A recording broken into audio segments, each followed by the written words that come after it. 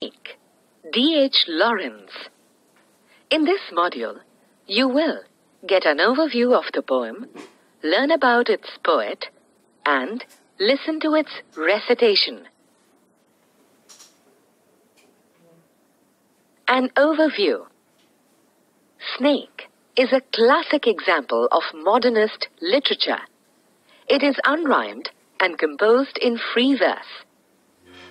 The poem describes the intense moments when the poet was confronted by a deadly, venomous snake in his home at Taormina, Sicily.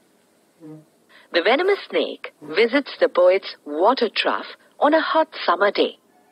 Instead of taking any action to kill the snake, the poet seems hypnotized by his fascination for the reptile and waits for his guest to quench its thirst.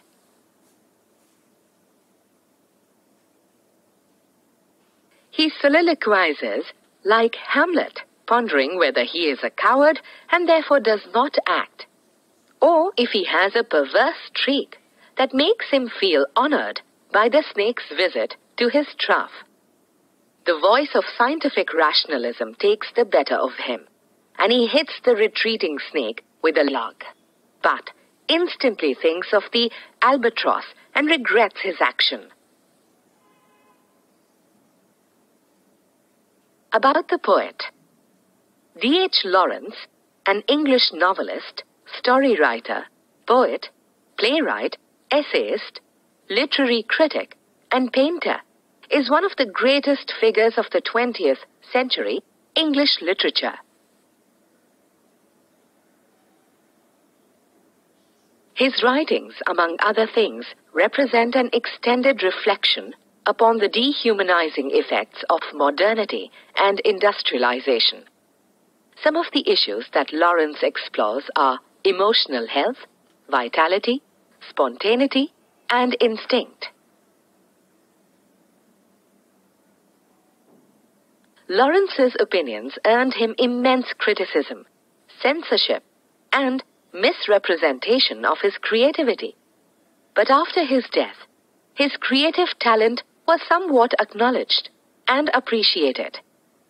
E.M. Forster described him as the greatest imaginative novelist of our generation.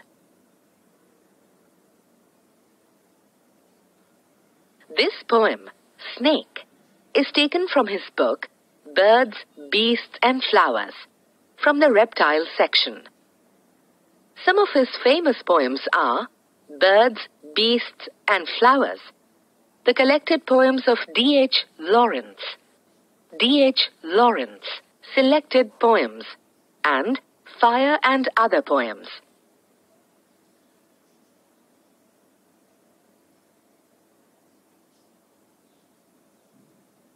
Listen to the poem, Snake, composed by D.H. Lawrence. A snake came to my water trough on a hot, hot day, and I in pajamas for the heat, to drink there, in the deep, strange-scented shade of the great dark carob tree. I came down the steps with my pitcher, and must wait, must stand and wait, for there he was at the trough before me. He reached down from a fissure in the earth wall in the gloom, and trailed his yellow-brown slackness soft-bellied down over the edge of the stone trough, and rested his throat upon the stone bottom, and where the water had dripped from the tap in a small clearness, he sipped with his straight mouth, softly drank through his straight gums, into his slack, long body, silently. Someone was before me at the water trough, and I, like a second comer, waiting.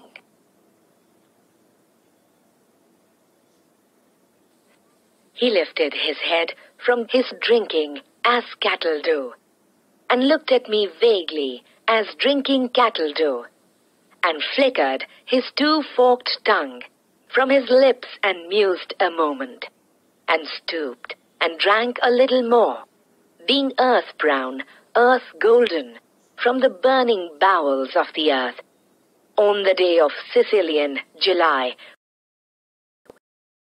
with echoes of my education said to me, "He must be killed, for in Sicily the black snakes are innocent, the gold are venomous." And voices in me said, "If you were a man, you would take a stick and break him now and finish him off." But must I confess how I liked him?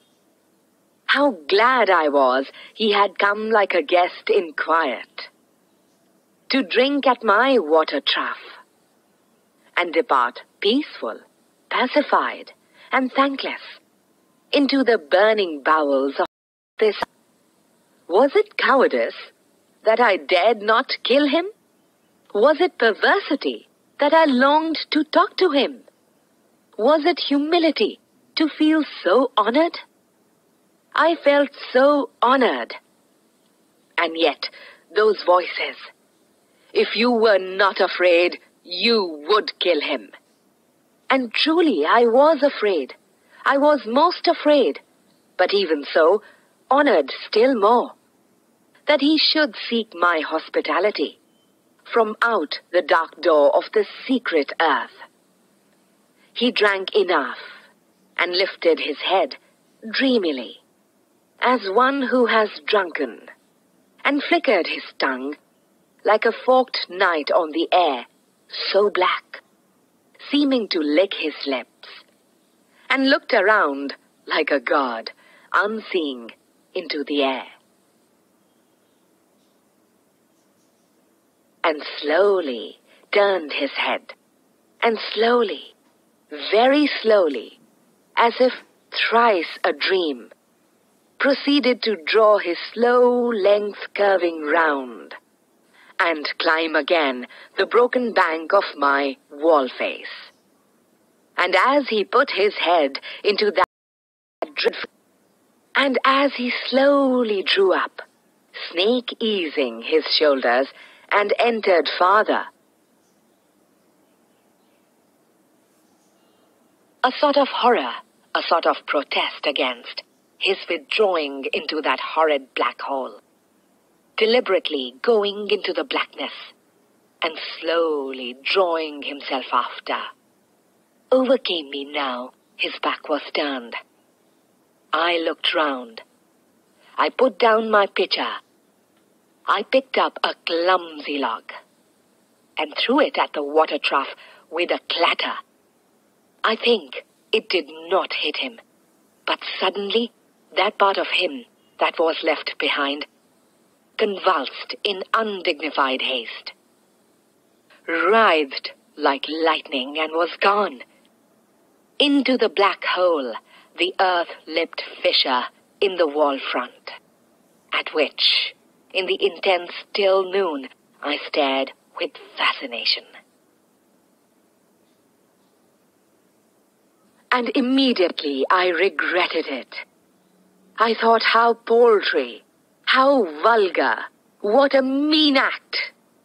I despised myself and the voices of my accursed human education. And I thought of the albatross, and I wished he would come back, my snake. And so I missed my chance with one of the lords of life. And I have something to expiate, a pettiness.